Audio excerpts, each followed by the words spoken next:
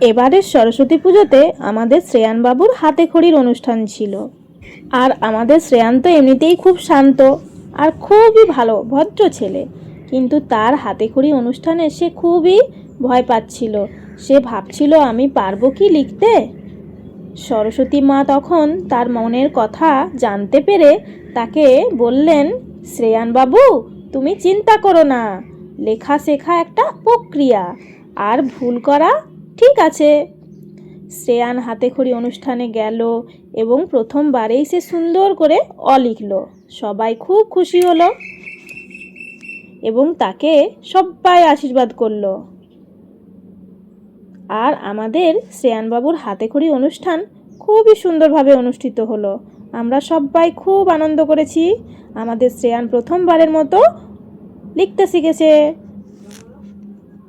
আর এই হাতেখড়ি অনুষ্ঠান আমাদের ভারতীয়দের ঐতিহ্যবাহী অনুষ্ঠান, যেখানে শিশুদের প্রথমবারের মতো লেখা শেখানো হয়। আর এই অনুষ্ঠান সাধারণত সরস্বতী পুজোর দিনেই অনুষ্ঠিত হয়। আর শ্রেয়ানবাবুর হাতেখড়ি অনুষ্ঠানে আমরা সবাই উপস্থিত ছিলাম। আর প্লিজ বন্ধুরা, তোমরাও আমাদের শ্রেয়ানবাবুকে একটু আশীর্বাদ করে দাও আর অনেক অনেক শুভকামনা জানাও, যেন ও অনেক অনেক বড় হয়। আর বাবু সোনা কত সুন্দর করে অক্ষর লিখছিল, অ আ হস্যই দীর্ঘই, খুব ভালো। সোনা ছেলেটা কি সুন্দর করে লিখছিল। কিন্তু আমাদের শ্রেয়ান বাবা কোন দিকে মন করে আছে সবাই দেখো। বাচ্চা তো এই প্রথম প্রথম লেখা শিখছে, কিন্তু খুব ভালো ছেলে, মিষ্টি ছেলে।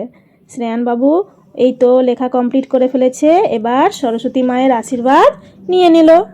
আর আমরাও সবাই তাকে বড়রা আশীর্বাদ করলাম, অনেক অনেক বড় হবে আমাদের শ্রেয়ান বাবু।